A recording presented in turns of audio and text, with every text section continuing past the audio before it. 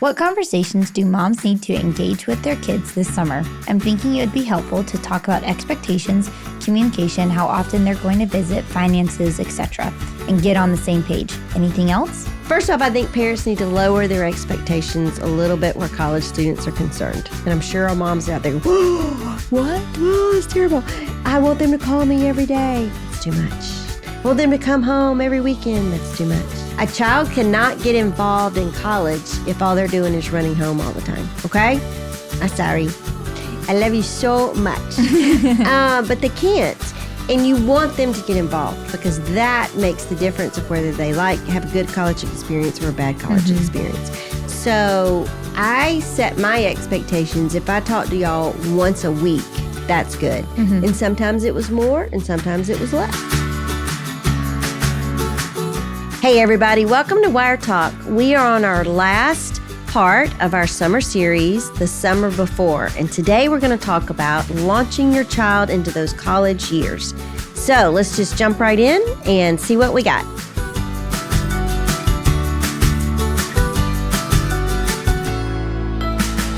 Hello, moms, and welcome to Wire Talk. If you're just joining us, we are on part 3 of our summer mini-series, The Summer Before. So the first week we did The Summer Before Kindergarteners. The second week we did The Summer Before Middle School and High School. And this week we are doing The Summer Before College, trying to set you guys up for success, whether it's launching you really well into this new season or your child into this new season. So college is so fun. And I personally am sad about this season only because my favorite babysitter is going to college. Oh, like real life, like real time. Real life. Her name's Cammie. She's wonderful and I love her so much. And she's going to UGA and I feel like a part of me is dying, but it's not. I'm very excited for her. She's been with you a long time. But she's so sweet. And I'm very excited for her. But she is my best babysitter. And you mamas know. When you find a good babysitter, yeah, it's like a gym. It is a gym and you don't want to let them go. Yeah. But that's the way a lot of parents feel. They don't want to let their college kids go. I know. So that's a good lead in. Yes. So it's hard. It's a fun, hard season. Yes. You know? Do you remember it well? Oh, I remember it very well with all of y'all in different ways. I look back to Kelsey, and I guess since she was the first. And she was the farthest away because she went to TCU. Well, she did, but I'm just thinking about even graduating from high school. I didn't even do like a big party. Like we had family over for dessert after her graduation. Yeah. It was just really a hot mess express. I should have had my act together a little bit better. I did better for you, Taylor, and Abby for sure. I crushed it by the time I got to Abby. Yeah. But Kelsey, bless her heart, if I could go back and do a do-over. Which is pretty impressive for me because if you think about it, like, okay, not that you didn't have anything going on for Kelsey, but you didn't have that much. No, I didn't. But the summer I went to college was also the same summer that Kelsey got married. Yeah. And you set me up really well for that. Yeah. The summer that Taylor went to college, you were recording Not Soar. Mom Matters at North Point. Kelsey was having a baby. Kelsey was having a baby. And then when Abby went to college, which was I don't know. Hold on. She graduated in 2020, so that was 2016. Mm-hmm. I mean, that's crazy. I don't know what was going on in 2016, but I mean, you just had a lot going on. Birds was on like full on like go mode, and you did all of it really well. Yeah, but I don't know if I was asleep for Kelsey. Yeah. Huh? I think with Kelsey, honestly, being my first, I was just doing everything like whenever I graduated from high school. And whenever I graduated from high school, nobody gave you a party. Nobody gave you a party. Or nobody gave me a party. How about that? And I just, she would say, am I going to have a graduation party? And I'm like, well, I mean, we'll have family over for dessert. I mean, what more do you want? And she was like, but by the time y'all were going, I realized, everybody gives parties. Yeah. Kelsey wasn't making all that up. Yes. What is going on? I know. Yeah. So I just think I was just sort of like in la la land. Yeah. That's okay. You got your act together. We all did finally. So sorry, Kelsey. If you want an extra grad party, I'll give you one. Don't be in trouble. She's going to catch you up on you in that. She's going to, what is the word? cash in. Oh, yeah. She's going to cash in on that. She probably should. Well, before we started this, I said, I don't really necessarily think that you and Dad did one thing to launch us well into college. I said, I think it was just over time. When you were in kindergarten, you had this responsibility. And then 3rd grade, 5th grade, 6th grade, 8th grade, you slowly let the reins go. So by the time we were ready for college, we weren't like, wait, what do we do? Yeah. How do we live? I don't that understand. that was always my goal, was to, by the time you got to your senior year, you would be ready for college. Yeah. So I'm one of those people that I'm always thinking ahead. I like a vision, like what are they going to need? And I can't cram it all into your senior year of high school. Right. So I just sort of gradually did it. And I mean, all the way back to whenever y'all were little, like telling you to order for yourself at a restaurant, or Emily, go up and get a refill on your drink at Chick-fil-A, and you'd be like, I don't want to. And I'm like, you can do that. Go on and do that. Mm-hmm. I'm sitting right here. Go do that. And that was all part of my logic. Man, I do think the one thing your dad and I, if I'm ever going to toot my horn, I think the one thing Greg and I did well on launching y'all is I don't think we ever made y'all feel guilty for leaving. Yeah.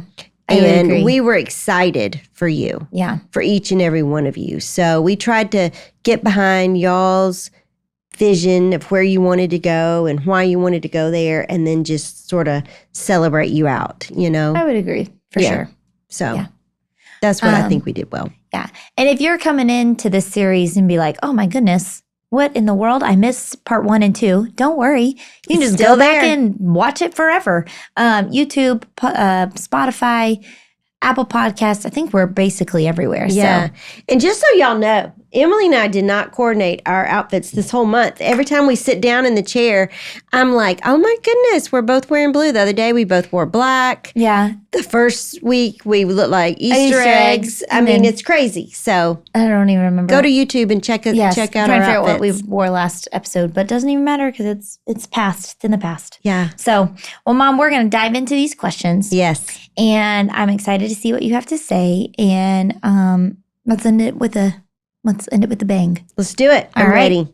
Because, okay, never mind. All right, let's end it with the bang. Let's end it with a bang. Okay, question 1.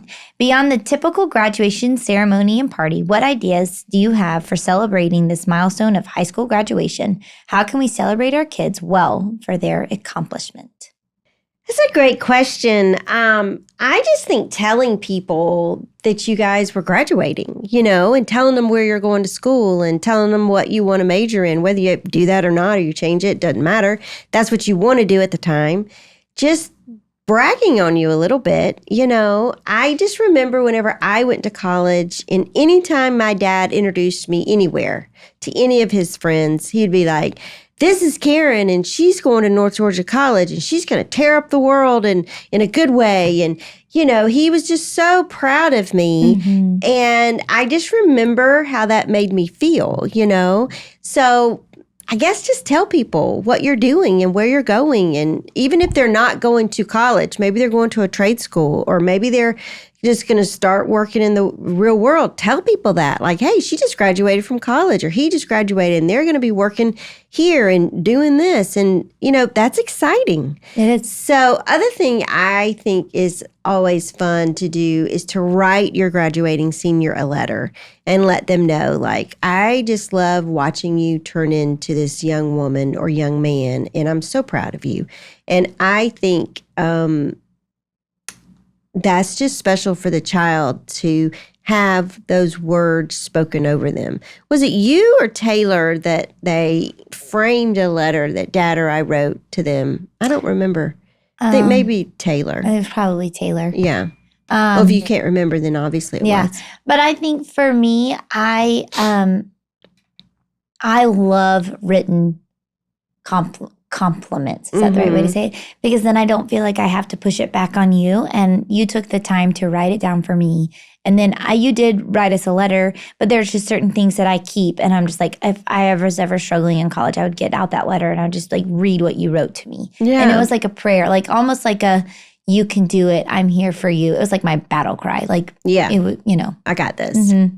It was like Mom and Dad believe in me, so I believe in myself. It was like my Jeremiah 29:11, but for Mom. Yeah. So yes. And that's sort of the way I was. Like, I don't want to let my dad down. He's so excited. I didn't even want to go to college. Really? No, I did not. What did you want to do? I had no idea. I'm yellow. I mean, I was just living in the moment. But I had to go to college. Like, I didn't even have a choice in the matter. I had to go. Hey friends, it's Katie. A quick break from the show to let you know that Karen's newly re-released book, Survival Guide to Motherhood, is now available for pre-order in the Birds on a Wire shop. This all-new edition of the Survival Guide to Motherhood is, in Karen's own words, everything she's been teaching for the past decade summed up in one place. You're going to want to have this book in your personal library, I promise. Whether you're a new mom or a seasoned mom, Survival Guide is full of practical wisdom that will recenter your focus and remind you what truly matters when it comes to raising your child. In the book, Karen covers the personality colors, discipline, marriage, home management, time management, resting in Christ, and even more. If you've been wishing there was a roadmap for motherhood, this is your book.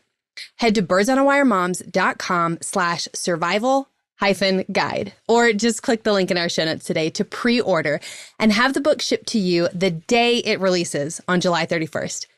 I can't think of a better investment in yourself or of a better gift to give to a friend in this season of life. Again, head to birdsonawiremoms.com/survival-guide, or just click the link in our show notes to get your book pre-ordered today. All right, let's get back to the conversation. So I picked North Georgia because that's where my older sister was. And I was like, well, if she's there, then I'll go. But so even whenever I got there and I didn't have any big aspirations of doing anything, I didn't want to let Dad down. Mm-hmm. So, I just did what I should have done, like studied and made good grades. And then whenever I finally got to Auburn, that's whenever I was like, all right, now I'm excited about being in college. So, okay. That's crazy. So I don't feel. How did you pick Auburn? Oh, that's hilarious. So I was actually going to Clemson, and my oldest sister got married. Have you never heard this story? No, I haven't heard this story. My oldest sister got married, and at her wedding, I ran into Legay. Oh, okay, yes. And Legay was at Burnell, and she said she was transferring to Auburn. And I said, oh, I'm transferring to Clemson. We're childhood friends. And she goes, come go to Auburn with me. And I said, okay. I had never even been to the Auburn campus. I knew nothing about Auburn. Nothing. The first time I stepped on Auburn's campus was when I was moving in. That is hilarious. That's so you. And so Legay, too. I knew nothing. I went back to school, tore up my Clemson application, went back to the counselor's office, said I need an Auburn application. She gave it to me. I filled it out. Next thing I got accepted, there I was. Well, there you go. Bada and bing, I bada loved boom. it. I know. I did too. And then all of y'all went. So well, good thing you made that choice. Taylor went. Well, and Kevin. Well, I know. I'm just saying. Yeah. That if they're new to Birds on a Wire, they didn't don't know. all four go to Auburn. No, they did not. No, but that's okay. Basically, All right. That's it. Question 2, Mom. What are some few essential life skills kids need to know before they go off to college? How can a mom assess how her kids are doing in these areas? And how could they use the summer to develop any areas where they are lacking? I love your answers for this. Yeah. Laundry, basic cooking skills, basic cleaning skills, and managing a budget. Boom. Like I told y'all before, I never had a budget till I got married, and that is too late to start. Just FYI. But practice makes perfect. Yeah. And, I wouldn't make a huge deal. It's not a punishment. This is just setting you up for life. You need to know how to do colds and hots and not to put your towels in with other things because it's going to get all those fuzzy things all over them. And, you practice until you learn. Yeah. Right? You don't put a red shirt with white. That's not going to be good unless you want everything pink coming out. So, but also maybe let it be fun. Like let your graduating senior cook one meal a week and then you clean up. Like let them cook and then you clean up. It is fun. I mean, that would be fun. And also give them, and for money, I told y'all we will pay for college. We will pay for room and board. We'll pay for your meal plan, all that, your books, all that fun stuff. You have to, why are you looking at me like You that? didn't pay for all of our books. Oh, I didn't? No, you did not. Okay. Maybe for Abby at North Georgia, but I paid for my books. Really? Yeah. Okay, guys, you're hearing it here first. I And really thought we paid. Taylor's books were free Well, because of he had the a Navy. scholarship. So yeah, I paid for my books, and they were very Okay. expensive. Emily had the worst. She had to pay for her books. Yeah, you did pay for my college. So that was pretty nice. Out of state. Yeah. But we're not going to talk about it. Anyways, but then I told y'all, I hope Everything this else is right. Everything else is on you. Yep. Your spending money, your fun money, all that fun Everything. stuff. Everything is on you. It was a really good life lesson. Yeah. Yeah. Tell everybody what your bank account my was when you graduated from college. I was broke as a joke, man. Like Brian and I were about to get married, so we went to Bank of America to take my money out of my account. And y'all, I worked. I worked all summer. I worked in college. Anyways. And I was like, we just need to transfer. I'll just take a check. And she's like, what about cash? And I was like, what? She goes, we have $13.22. And I was like, okay, yeah, cash is fine. I'll just take ones. That's great. So clearly Brian did not marry you for your money. He did not. Well, sorry, I wasn't even allowed on the paper. I wasn't even allowed to be in the meeting when we signed for our house because I literally brought nothing. I was like, I'll buy lunch. And Brian was like, you can't even afford lunch. And I was like, I really can't. That is hilarious. But that's okay. I learned a lot. You didn't sign on your mortgage? No. What? Mm-mm. Like, I've never put a penny towards any of our homes, but I was always on the mortgage. Because my credit, I didn't have credit. Well, you weren't married yet either, No, we right? weren't married. Oh, then that makes sense. We bought it in January, and we got married in June. And, well, he bought it in January. And then I moved in once we got married, and, my name wasn't, I don't think my name is now on the house because we refied, but that's a different story for a different time. But that's awesome. Yes. Those are the basic skills I think they need. As an RA, I was an RA for 2 years. Make sure you tell them to put water inside the Easy Mac and cheese bowls because there's a lot of dorm fires because people just would put the noodles in the microwave without putting water in it. It would in the microwave. Well, that's really a good skill. I mean, that's cooking. I know. Some people don't know. And they don't know because if your mom has done everything for you your entire life, then how would you know? Yeah. And I lived in an all-girls dorm, and this happened on multiple occasions. Yeah. So, anyways. Okay, moving along. All right. Question 3. College is a time when a lot of kids brought up in the church fall away from faith and they flex their new independence. How can parents help their teens how can parents help set their teens up as much as possible to be supported in their faith while they're away from home? This is a great question, and I get this a lot. First and foremost, I think we need to be praying for our college students. Yeah. And also, secondly, we have to remind ourselves that your child's walk with the Lord is their walk with the Lord. It's not yours. And just because they were raised up in a Christian home does not mean they are going to continue that in their adulthood. Now, saying all that, I think it's wonderful, and I wanted all of y'all to continue your walk with the Lord and go to church and get involved and do all the things, but that was y'all's choice. Mm-hmm. And if I'm going to be honest, when I was at North Georgia, I didn't go to church on Sundays. I mean, I didn't even think of anything about it. And I was raised in a Christian home. Mm-hmm. Sunday was just a day to do laundry and a day to go to the library and study, and I didn't even put 2 and 2 together. I still had my quiet time with the Lord and listened to worship music and stuff like that, but I just didn't think I needed to go to church. Now, when I went to Auburn, I did go to church there, and I don't know, maybe that being a junior versus a freshman, I don't know. But I guess what I'm saying is if your child doesn't go to church, it doesn't mean they're walking away from the Lord. Yeah. You know what I mean? Mm-hmm. Sometimes we just get so nervous about that. And listen, it's a big deal. Your walk with the Lord is a big deal. And every parent that's a Christian wants their child to continue to walk with the Lord. But you also got to remember, God loves them more than you do.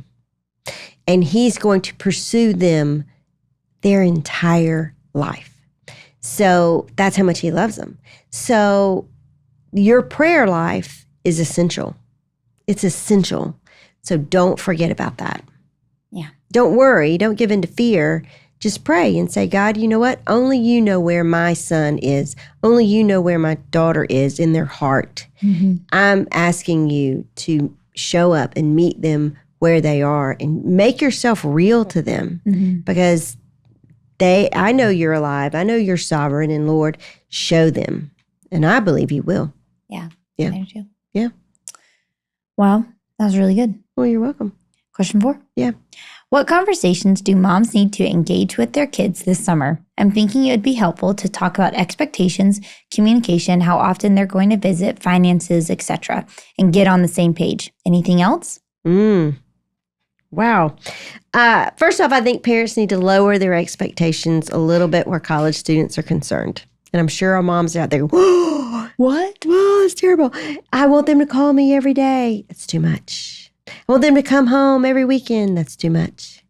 A child cannot get involved in college if all they're doing is running home all the time. Okay? I'm sorry. I love you so much. But they can't. And you want them to get involved because that makes the difference of whether they have a good college experience or a bad college experience.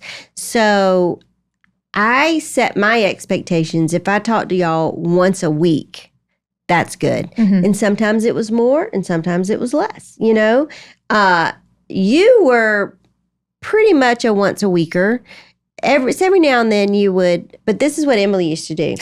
She'd call me, hey, Mom, it's Emily. And she'd be on the Auburn campus. She'd be talking to everybody walking to class. Hey, how are you doing? I'll be over there in a minute. I just got to get off the phone with Mom. Oh, yeah. Oh, save me a seat. Oh, are you going tonight to the ball game? Okay, good. I'll go to. And I finally just said, Emily, stop. Quit calling me. Stop calling me while you're walking to class or going out to eat or whatever. Don't call me, please, until it's just you and I and you can be quiet and we can have a conversation because it's very annoying. And you were like, okay, Mom, do you remember that? Oh, yeah, I remember that. You had to have that conversation with me about every 3 months. It's true. Because I would forget. I'm like, I just want to talk to her. Yeah. Because I really did want to talk to you. And I loved that. But it's just me hearing everybody else and you talking. Too much. It was just very, Kelsey called every single day because she did not like her college. Yeah. And she did not want to be there. And she was miserable.